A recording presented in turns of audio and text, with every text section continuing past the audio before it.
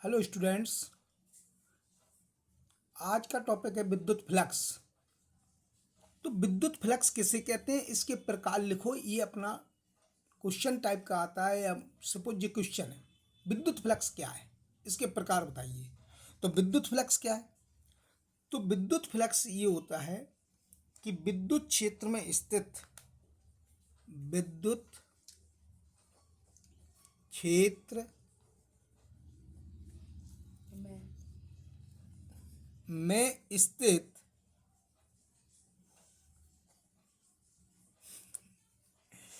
किसी सतह के अवलंबित निकलने वाली कुल बल रेखाओं की संख्या है। विद्युत क्षेत्र में स्थित किसी सतह के अविलंबित किसी सतह के अविलंबित निकलने वाली कुल बल रेखाओं की संख्या। निकलने वाली कुल बल रेखाओं। तो विद्युत क्षेत्र में स्थित किसी पृष्ठ के अवलंबित, पृष्ठ कह लो सतह कह लो, तो पृष्ठ के अविलंबित निकलने वाली बल रेखाओं की संख्या को विद्युत फ्लक्स कहते हैं। विद्युत फ्लक्स कहते हैं। तो किसी पृष्ठ के अवलंबित निकलने वाली कुल बल रेखाओं की संख्या को विद्युत फ्लक्स कहते हैं। इससे फाई से दर्शाते हैं, फाई ई से दर्शाते हैं या प्रदर्शित करते हैं या दर्शाते हैं। तो इसे हम फाई से दर्शाते हैं। फिर इसके आते हैं प्रकार। विद्युत फ्लक्स दो प्रकार के होते हैं बेटा, प्रकार। तो यह दो प्रकार के होते हैं। एक होता है धनात्मक विद्युत फ्लक्स। तो ये धनात्मक विद्युत फ्लक्स क्या है कि ये धनात्मक विद्युत फ्लक्स ये है कि ये जब किसी पृष्ठ से गुजरने वाली बल रेखाओं की संख्या, ये धनात्मक विद्युत फ्लक्स उसे कहते हैं कि जब किसी पृष्ठ से गुजरने वाली जब किसी पृष्ठ से गुजरने वाली बल रेखाएं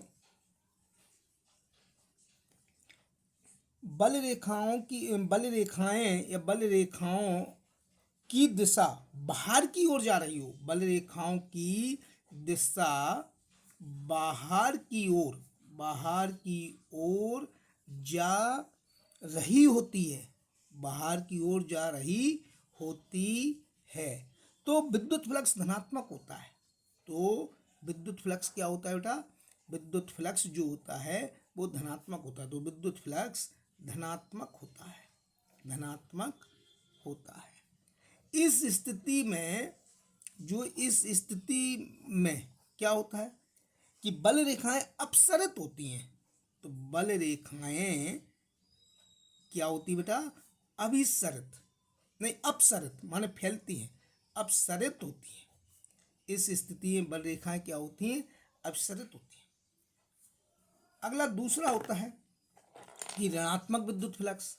दूसरा पॉइंट क्या है? ये था पहला पॉइंट, धनात्मक विद्युत फ्लक्स। इसके बाद दूसरा जो पॉइंट आता है वो होता है ऋणात्मक विद्युत फ्लक्स।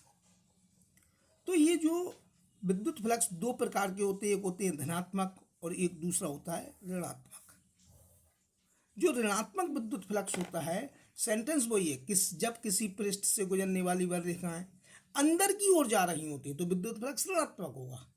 तो यही पॉइंट फिर लिख देंगे हम कि जब किसी पृष्ठ से गुजरने वाली बल रेखाएं, तो बल रेखाएं अंदर की ओर, जो बाहर की ओर जा रही थी, तो अंदर की ओर जा रही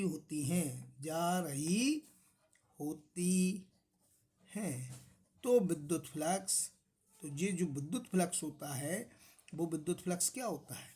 ऋणात्मक होता है बेटा। क्या होता है? ऋणात्मक होता है। तो यहाँ पर जो विद्युत फ्लक्स होता है ऋणात्मक होता है।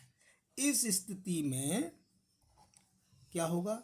इस स्थिति में इस स्थिति में बल रेखाएं या इस स्थिति में विद्युत बल रेखाएं अभिसरित होती हैं। ये अपसरित थी और वो है अभिसरित। तो इस स्थिति में बल रेखाएं अभिसरित होती हैं, अभिसरित होती हैं। तो यहाँ पर विद्युत बल रेखाएं अपसरित थी, यहाँ पर विद्युत बल रेखाएं क्या है, अभिसरित होती हैं। इसके बाद विद्युत फ्लक्स का गणितीय रूप क्या है, व्यंजक क्या है, व्यंजक गणितीय रूप में कैसे लिखते हैं। तो ये विद्युत बल रेखाएं यदि बाहर की ओर जाएं तो विद्युत फ्लक्स धनात्मक होगा, विद्युत बल रेखाएं अंदर की ओर जाएं तो विद्युत फ्लक्स ऋणात्मक होगा।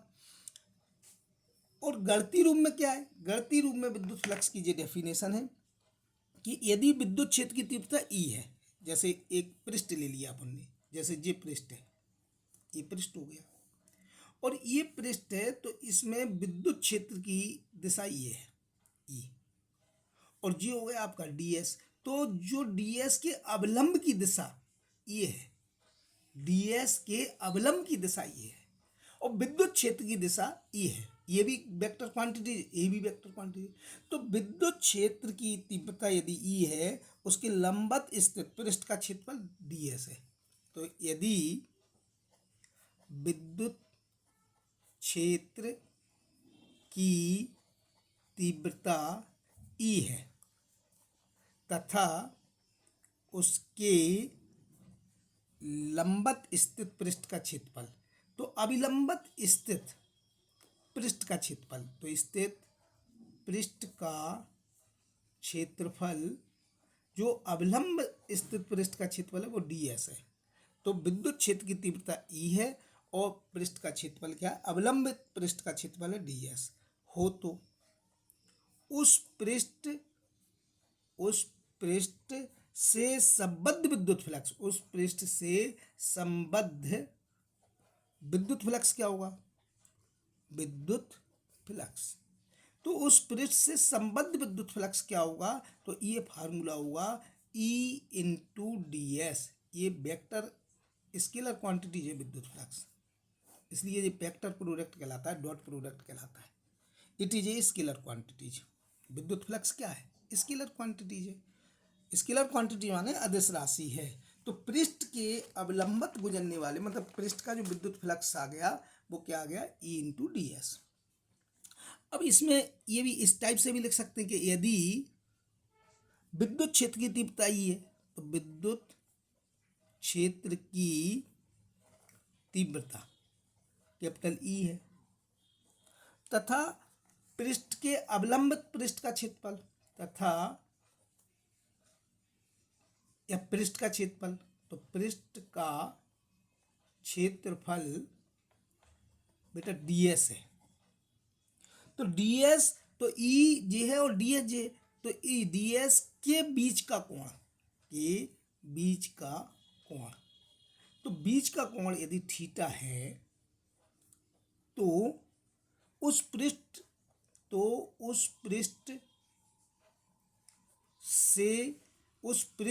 से संबद्ध, उस पृष्ठ से या तो उस तल से संबद्ध, तो उस पृष्ठ से संबद्ध विद्युत फ्लक्स, तो इस पृष्ठ से संबद्ध विद्युत फ्लक्स क्या होगा, तो अब विद्युत फ्लक्स का फार्मूला हो जाएगा phi equal to E D S cos theta. ये कैसा है, ये फिगर इस टाइप का है कि ये पृष्ठ है और विद्युत क्षेत्र की तीव्रता ई है ये, और पृष्ठ से संबद्ध विद्युत फ्लक्स, ये पृष्ठ की डायरेक्शन है, ये डीएस डायरेक्शन, ये ई की डायरेक्शन है, और इसके बीच का जो एंगल है वो थीटा है। इसके बीच का एंगल कितना है, थीटा है। तब जो फार्मूला होगा विद्युत फ्लक्स का ई डी एस कॉस थीटा, ये होता है विद्युत फ्लक्स का फार्मूला। इसके बाद विद्युत फ्लक्स क्या है, अदिश राशि है। ये याद होना चाहिए बेटा कि विद्युत फ्लक्स क्या है, ये नोट है बेटा कि विद्युत फ्लक्स जो होता है, तो विद्युत फ्लक्स एक अदिश राशि है बेटा, अदिश राशि है तथा इसका एसआई पद्धति मात्रक, तो जो विद्युत फ्लक्स का एसआई पद्धति में मात्रक जो होता है तो ई माने विद्युत क्षेत्र की तीव्रता का मात्रक होता है न्यूटन पर कूलाम और इसका मात्रक होता है मीटर स्क्वायर। तो इसका ऐसा ही पद्धति मात्रक होता है न्यूटन पर कूलाम इंटू मीटर स्क्वायर, ये इसका मात्रक होता है। तथा इसका विमीय सूत्र क्या होता है बेटा? तो विमीय सूत्र जो होगा, ये विमीय सूत्र बनाना आना चाहिए बेटा आपको। तो विमीय सूत्र ये होगा, न्यूटन का विमीय सूत्र होता है mL/t-2, कूलाम का होता है AT, मीटर का होता है L² L2। तो इसका जो विमीय सूत्र होगा वो विमीय सूत्र ये होगा कि m1L3T-3 और A-1 इसका ये विमीय सूत्र होगा। यदि बेटा ये वीडियो अच्छा लगा हो तो इसे लाइक, सब्सक्राइब, शेयर जरूर करें और आने वाली वीडियो के लिए बेल आइकन जरूर दबाएं। Thank you.